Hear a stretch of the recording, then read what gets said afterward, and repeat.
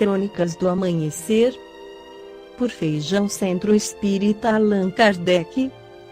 Balneário Gaivota, 15 de outubro de 2018. De salários altos, prestígio, apoio ao estudo. As lições dos países que melhor tratam seus professores. Parte 1. A qualidade da educação de um país nunca será maior que a qualidade dos seus professores, definiu em entrevista à BBC News Brasil Andreas Schleicher, o idealizador do PISA e diretor da área de educação da OCDE. As nações com melhor qualidade na educação têm em comum professores satisfeitos com a carreira e podem servir de inspiração ao Brasil. No Vietnã, um professor é perguntado nos primeiros dias de trabalho sobre as metas que deseja alcançar na carreira. Quer trabalhar na linha de frente com as crianças e adolescentes? Almeja um cargo de gestão? Ou gosta mesmo de pesquisar e desenvolver técnicas e metodologias de ensino? A partir disso, professor e diretor da escola atuam em conjunto para estruturar a carreira de acordo com essas preferências. No Japão, bônus salariais, a possibilidade de acelerar promoções e a ideia de desafio tornam atrativo dar aulas nas escolas mais pobres do país. Na Estônia, a forte evolução salarial nos últimos anos e autonomia para aplicar métodos criativos de ensino fazem da carreira de professor uma das mais cobiçadas. Na Coreia do Sul, o alto status social dos professores combina estabilidade, bons salários e rigorosos requisitos de admissibilidade na carreira. Já na Finlândia, o salário não é dos mais altos quando comparado à média das demais profissões, mas o prestígio, sim. O que esses 5 países têm em comum?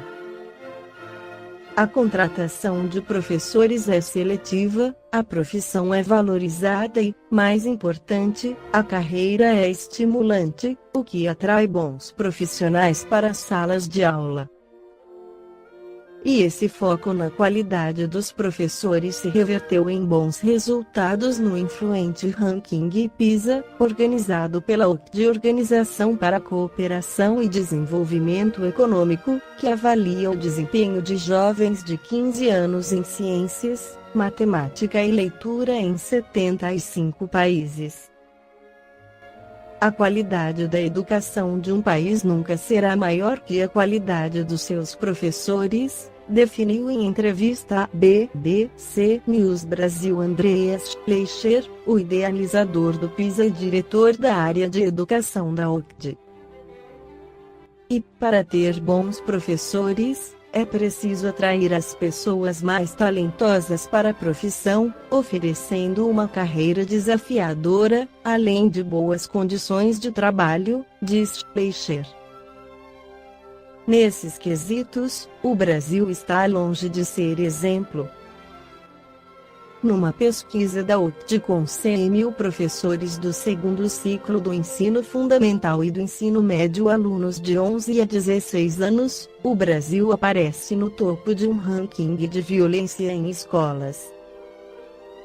Soma-se a isso o fato de a profissão de professor não ter prestígio social, salários abaixo da média da OCDE, a ausência de uma carreira bem estruturada e de um período mínimo de experiência prática em salas de aulas como a parte da formação. Todos esses fatores puxam para baixo a qualidade da educação no Brasil, que ficou entre os 10 países com piores resultados no PISA de 2015. Mas o que o nosso país pode aprender com as experiências das nações que melhor tratam os seus professores? A OCDE examinou as políticas para professores de 19 países que, além de irem bem no PISA, revelam resultados equânimes, ou seja, não apresentam grande disparidade na qualidade do ensino para alunos ricos e pobres. Entre essas nações estão Japão, Singapura, Estônia, Finlândia, China e Alemanha. Embora cada uma adote modelos diferentes, alguns fatores em comum foram identificados e podem servir de inspiração. Testes de admissão rigorosos e recrutamento dos melhores alunos. Todos os países com melhor desempenho no PISA adotam critérios rigorosos na formação e contratação de professores, segundo o estudo Políticas Efetivas para Professores, da OCDE. Na Coreia do Sul e na China, interessados em dar aulas no ensino básico precisam passar por 2 testes altamente competitivos, um para ingressar no curso de formação de professor e outro depois de formado, para ser autorizado a integrar o sistema de ensino.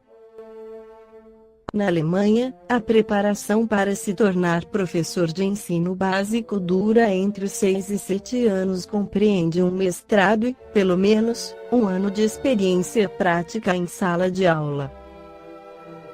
Além disso, os candidatos precisam passar por um processo de certificação nacional que ateste que cumprem os requisitos. Já em Singapura, os melhores alunos do ensino médio são recrutados para se tornarem professores, por meio de condições atrativas de estudo e trabalho, como a oferta de uma generosa bolsa mensal durante o período de treinamento. A seletividade é essencial na construção de prestígio em torno da profissão de professor, diz a professora Cláudia Custin, diretora do Centro de Excelência e Inovação em Políticas Educacionais da Fundação Getúlio Vargas FGV. Na Finlândia, é dificílimo ser professor e é muito concorrido, mesmo pagando menos que profissões de mesma escolaridade, embora claro que num patamar salarial bem acima do Brasil, exemplificou Custin, que é ex-diretora do Departamento de Educação do Banco Mundial. No Brasil, deveria ser fixada uma nota mínima no Enem para entrar para os cursos de licenciatura e pedagogia, e ter um processo nacional de certificação de professores, que pode ser uma prova de avaliação docente, defendeu. Lendo Kardec com olhos pedagógicos, pode-se observar a sua insistência e a dos espíritos em comparações com imagens emprestadas do universo educacional. O desenvolvimento do espírito através das vidas sucessivas é visto como um curso escolar, com seus anos letivos. A Terra é tratada como uma escola, em que as almas se matriculam para o seu aperfeiçoamento. As imagens são recorrentes e não são meros recursos literários. Há de fato uma identificação. Corroborando essa leitura do Espiritismo, Herculano Pires, em Pedagogia Espírita, comenta que o Livro dos Espíritos é um manual de educação integral oferecido à humanidade para a sua formação moral e espiritual na escola da Terra. Dora Encontre, em seu livro Educação segundo o Espiritismo, afirma que o princípio, o meio e o fim da educação é o ser humano. Por isso, o foco principal de qualquer estudo pedagógico deve recair sobre o educador, o educando e a relação entre eles. Se o educador estiver compenetrado de sua missão, se o relacionamento estabelecido com o educando é baseado no amor, na confiança e nos elevados objetivos da evolução humana, então todo o resto se torna secundário. E ao invés, os melhores planos didáticos das escolas, os mais avançados métodos e materiais pedagógicos resultam em fracasso se houver seres humanos habilitados para educar. A capacidade para educar, entretanto, está muito além dos conhecimentos técnicos adquiridos num curso de pedagogia. Ser educador é muito mais do que ser professor. Para ser educador, não basta conhecer teorias, aplicar metodologias, É preciso predisposição interna, uma compreensão mais ampla da vida, um esforço sincero em promover a própria autoeducação, pois o educador verdadeiro é aquele que, antes de falar, exemplifica, antes de teorizar, sente e antes de ser um profissional é um ser humano. Como já ficou dito, qualquer pessoa, em qualquer relacionamento humano, pode se tomar um educador. E bom seria se cada um se empenhasse em colaborar com a evolução do próximo, ensinando o que sabe, partilhando as suas conquistas espirituais e sacrificando-se pelo progresso da humanidade. Entretanto, detenhamo-nos naqueles que têm uma tarefa específica no campo da educação, pais e professores. Como prepará-los para cumprirem sua missão? Os profissionais da educação, bem ou mal, fazem uma especialização no assunto. Os pais, em sua maioria, jamais estudaram algo a respeito. A maior parte nem sequer se compenetra da necessidade de refletir sobre essa tarefa sagrada que Deus lhe coloca nas mãos, a de educar uma criança. E, no entanto, a responsabilidade dessa missão é vital.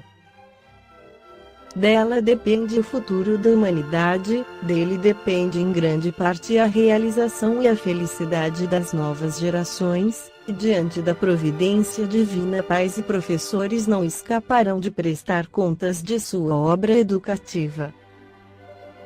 O fracasso no cumprimento dessa tarefa acarreta consequências dolorosas tanto nessa vida como em outras. Escolas, cursos, debates, livros, tudo é bom e útil para estimular o progresso da educação. Há mesmo necessidade premente de uma escola de paz. Mas acima de tudo, seria desejável que cada um se preparasse a si mesmo, para estar à altura da tarefa em vista. Analisemos, pois, em primeiro lugar, os requisitos básicos para assumir alguma tarefa na educação, seja como pai, como mãe, como professor. Encerro com Herculano Pires em seu livro Pedagogia Espírita, onde ele afirma: o Espiritismo é a doutrina da educação por excelência. Essa doutrina não se contenta com a formação do cidadão, do gentil homem, do erudito. Ela nos abre as perspectivas do infinito e pretende, como queria Pestalozzi, fazer de uma criatura um espírito universal, preparando para a eternidade. Só uma pedagogia espírita pode alcançar esses fins da educação, pois só ela pode fundar-se numa filosofia geral que representa de maneira completa a realidade do mundo, da vida e do ser. Pois o educando e o educador que somos todos nós precisa compreender que somente através da educação, o instrumento eficaz de transformação do mundo, objetivo essencial do Espiritismo.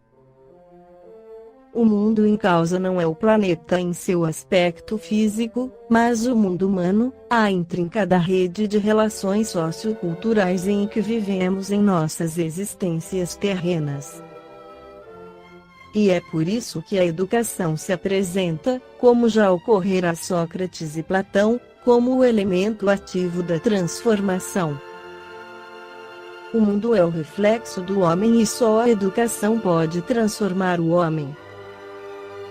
Dedico a todos os professores a prece do educador de Dora Encontri, que se encontra no livro Educação segundo o Espiritismo. Senhor, que eu possa me debruçar sobre cada criança e sobre cada jovem, com a reverência que deve animar minha alma diante de toda criatura tua. Que eu respeite em cada ser humano de que me aproximar, o sagrado direito de ele próprio construir seu ser e escolher seu pensar.